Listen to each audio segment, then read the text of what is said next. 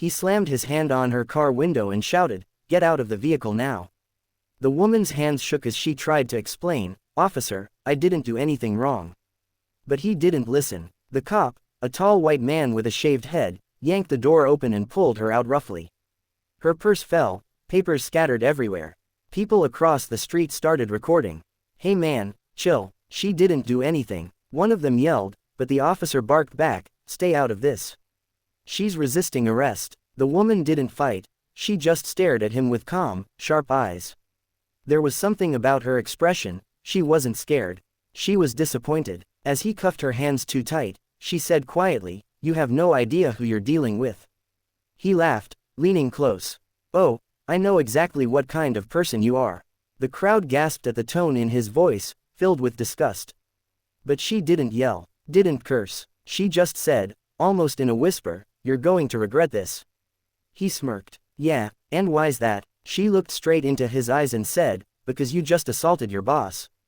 The cop froze for a second, confusion flickering across his face, but before he could speak, a black SUV pulled up, and two uniformed officers jumped out. One of them ran toward her, shouting, "Chief Daniels.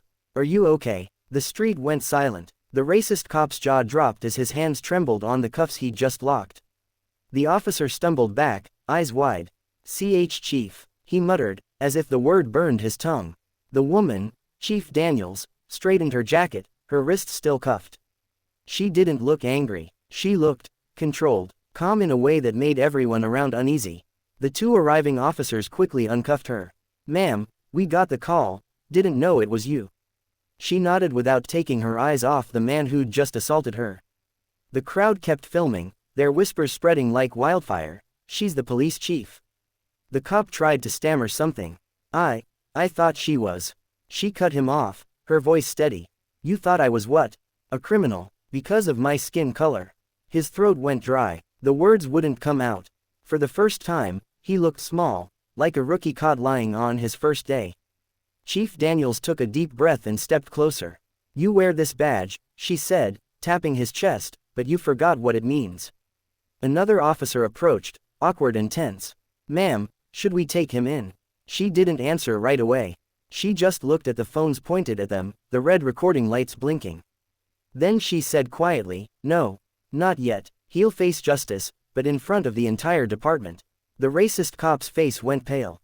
The crowd cheered softly, sensing something big was coming. Chief Daniels turned to leave, but before getting into her SUV, she looked back over her shoulder and said, "Tomorrow morning, officer, don't be late to roll call." Her tone made it clear, tomorrow wasn't going to be an ordinary day. The next morning, the precinct felt tense, whispers filled every hallway. Everyone had seen the viral video overnight. Millions of views, thousands of comments. Racist cop gets humbled by his own boss.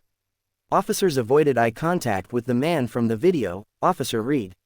His face was pale, his hands fidgety. He could feel every stare burning into him. When Chief Daniels entered the briefing room, the air went silent. Every officer stood straight. She didn't raise her voice, she didn't need to. Her presence alone demanded respect. She looked around the room, then at Reed. "Before we start," she said calmly, "I want to talk about what this badge stands for."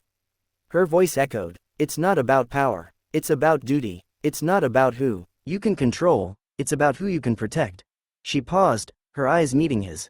"And yesterday, one of our own forgot that." Reed swallowed hard. "Chief, I didn't know it was you," he blurted out. She nodded slowly. "That's exactly the problem. You shouldn't have to know someone's title to treat them with respect." The room went dead quiet. A few officers looked down, ashamed. Reed's breathing grew shaky. Then, Chief Daniels reached into her pocket and pulled out her phone. She pressed play. The sound of Reed shouting filled the room. "Get out of the vehicle now," followed by the thud of him slamming the door. Everyone watched the clip that had shocked the internet. When it ended, she said softly, "That's not who we are. Not in my department." Reed looked up, desperate. "Please, Chief, I made a mistake." She cut him off. "No, Officer Reed. You made a choice." Her tone wasn't angry, it was cold, disappointed. "And now," she said, turning toward the internal affairs officer at the back of the room, "we'll make ours." The officer stepped forward with a suspension notice in hand. The entire room held its breath.